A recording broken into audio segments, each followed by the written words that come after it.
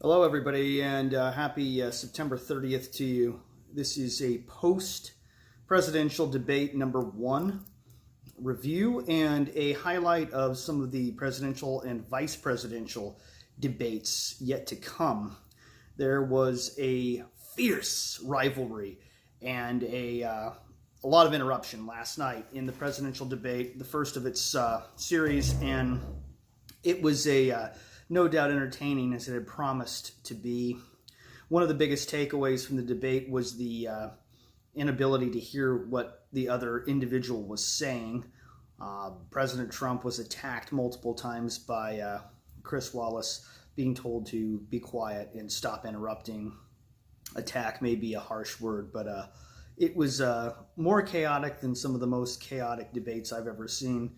It kind of reminded me a little bit of the Republican presidential debates back in 2015 when they were narrowing the field and Trump went after some of the members of his own party in a pretty intense and vicious way at times.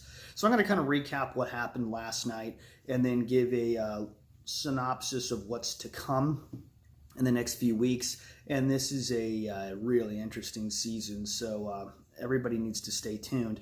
So last night's debate took place September 29th, obviously, at the Case Western Reserve University in Cleveland, Ohio.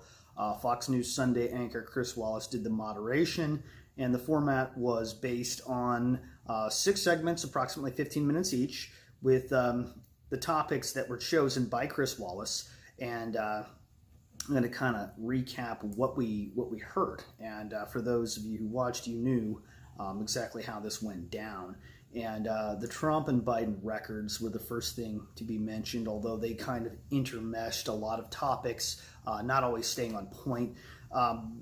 Trump made it very clear, and he said a comment that he's been using a lot on the campaign trail. I've done more in my 47 months in the office than you've done in your 47 years in politics.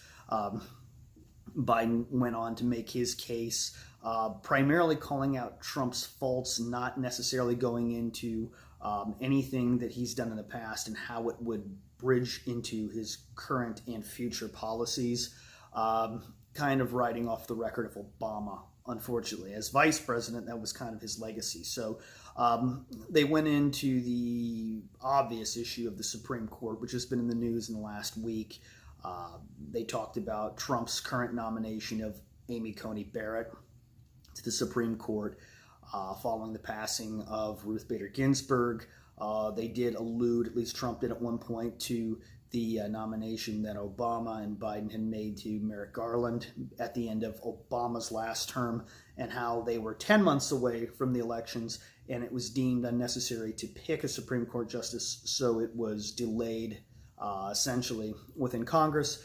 We're seeing a repeat now with a much shorter time span, but Trump did make the case that the presidency doesn't officially end until he leaves office in January of 2021, and there would be more than enough time to confirm Barrett if she was indeed considered as a Supreme Court justice. So they talked about COVID-19, of course, probably the biggest or the topic that had the most time spent on it. Of course, it goes without saying, the 200,000 plus deaths. Biden kept saying 200 million and then having to correct himself. He said it before, he said it again this morning in a news conference. 7.1 million cases, diagnoses in the United States, and the current progress on the vaccine that Trump, his administration, and the CDC are working on in conjunction. Big pharmaceutical companies like Johnson & Johnson and companies like that are working on this. Trump did highlight the fact that Kamala Harris cast doubt on the vaccine and told people that she wouldn't take it because she doesn't trust Trump, which is really kind of dangerous. And I think that point has been alluded before. But it was really unclear what Biden would do specifically to change the tide of deaths, and other than wearing a mask. That really was all he had suggested. We can save 100,000 lives by wearing masks between now and the end of the year. Not very poignant. And I'm just being honest here. This is not poignant. The economy, of course, came up because one of the direct impacts and the fallouts of COVID-19 was the dramatic hit the economy took. Local economies, small businesses in particular, really felt it. Food service industries and restaurants took a big hit on this. So first line workers, grocery store workers, and the essentials. They're still hanging in there, but they're using precaution, and the PPE and all the extra costs and the government support or lack thereof is an additional cost. Medical costs are being racked up through things like this. One of the other things that was really important about this, if you think about the airline industry, for instance, they've taken a big hit. Record unemployment numbers that had existed up until the end of the first quarter of this year took a stark drop. Chris Wallace drew attention to the point that there was slower growth in the unemployment in the economy for new jobs when Trump took office than there had been at the tail end of the Obama administration, although they were coming out of one of the slowest growth periods ever. Record unemployment numbers did exist, and record stocks were in existence up until earlier this year. So Trump got an unfair advantage being hit for the economy because up until coronavirus had come in through China, the U.S. economy was strong and vibrant, and the Democrats were working on impeaching the president instead of addressing the concern of coronavirus spreading and getting in front of it, which they really should have been doing at the beginning of this year in February. We heard a lot about race relations, violence in the cities of the United States. Two things that were really interesting. Biden did not condemn Antifa when Trump mentioned them repeatedly. Trump told the Proud Boys to stand down, but didn't condemn them when Biden mentioned them and Chris Wallace mentioned them. Biden refused to reach out to any Democratic leaders that are currently experiencing riots, poor race relations, problems with the police, Antifa and Black Lives Matter supporting the defunding of police in cities. And when Biden was asked why he didn't reach out to, say, the city or state government in Wisconsin, in Kenosha, why he didn't reach out to Portland Mayor Ted Wheeler or Governor Kate Brown of Oregon, Biden gave a pretty lame excuse. Well, I don't hold public office, so it's not my responsibility. Shirking his responsibility. If he's a 47-year career politician and a former vice president who wants to be president, and he's the Democratic national candidate, he even said, quote, "I am the Democratic Party now." If you are the Democratic Party and you're running for president of the United States, why are you not reaching out to Democratic leaders to try to stop this violence? You say you're going to bring a task force to the United States, Supreme Court justices, civil rights activists, police chiefs from all across the country, and you're going to get them into the United States and have a race relations type of, powwow. Why not do it now? Make your mark. Biden isn't doing his homework. He's sleeping too much, and he's accusing Trump of spending too much time in the bunker and being in the basement.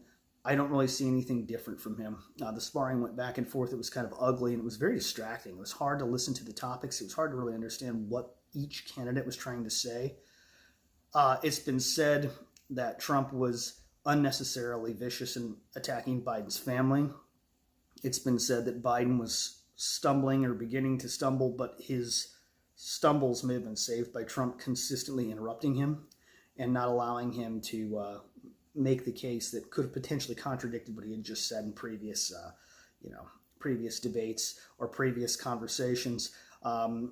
I think that there was also the subject of getting into integrity in the election. Mail-in ballots were questioned. Are they being harvested?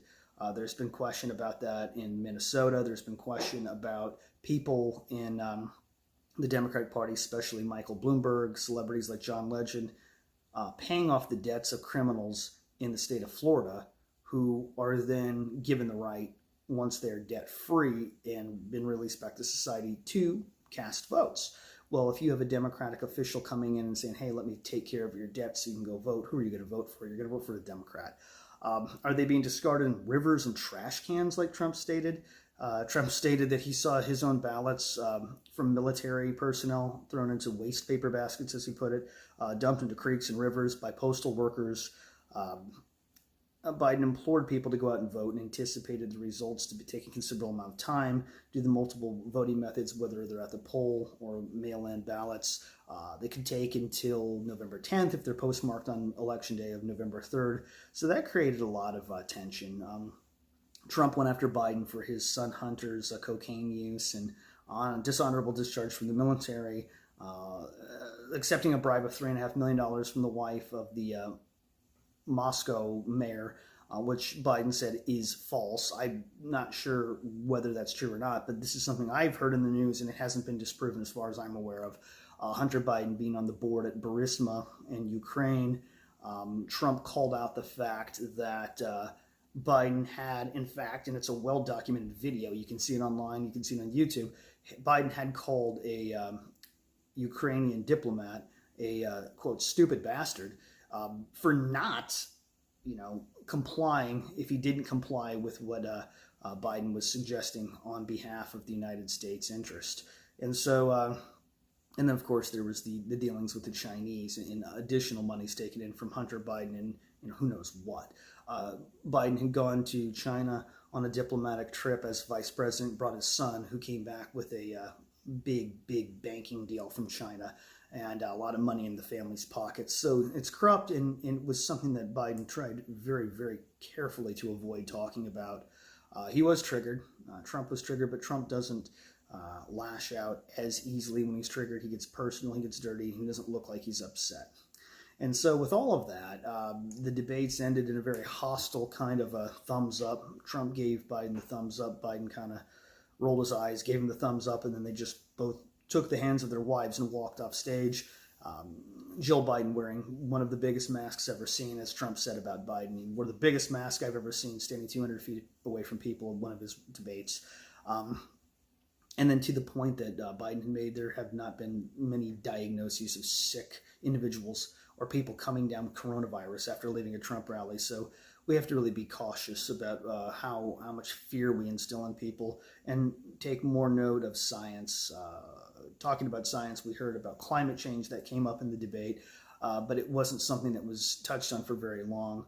They're not going to get Trump to go too far into the science of climate change because it's not something I think he's tremendously familiar with, and it's not something that he has any initiative or any intention of doing with the United States. He mentioned that he removed us from the Paris Climate Accord, which was, as he put it, a disaster, and there are no future plans to address climate change other than keeping our forests clean and keeping clean air and clean water. And I don't know that Biden has any more elaborate plans than that. He likes to talk about climate change because he knows his party is in favor of it.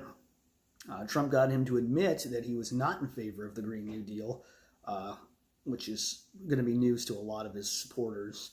And I think the fallout in Biden trying to paint Trump as the enemy, which most of his supporters would have thought anyway, and Trump looking like he was on the attack, which most of his supporters know and actually appreciate anyway, didn't sway too many people. So what we have coming up next is October 7th's vice presidential debates. That'll be next Wednesday at the University of Utah, Salt Lake City, with Susan Page of USA Today as the moderator. It's also a 90-minute debate like last night's debate. Harrison Pence will tackle 9 segments, approximately 10 minutes each, so there's going to be more topics and a short amount of time to cover those, just due to the fact this is condensed into one debate. For the VP candidates, the moderator asks an opening question, after which each candidate has 2 minutes to respond, and they'll use the balance time in a segment for deeper discussion on a topic as needed.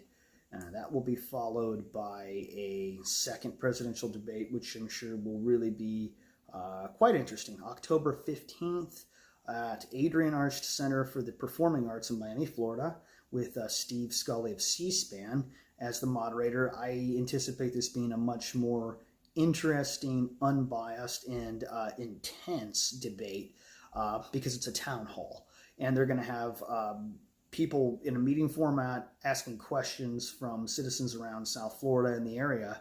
They're going to have 2 minutes to respond to each question, which is kind of the norm here, with an additional minute for the moderator to facilitate further discussion. and they may need to use that time just to keep the debaters quiet, based on what I saw last night. Town meeting participants will be uncommitted voters selected under the supervision of Dr. Frank Newport, senior scientist, according to Gallup.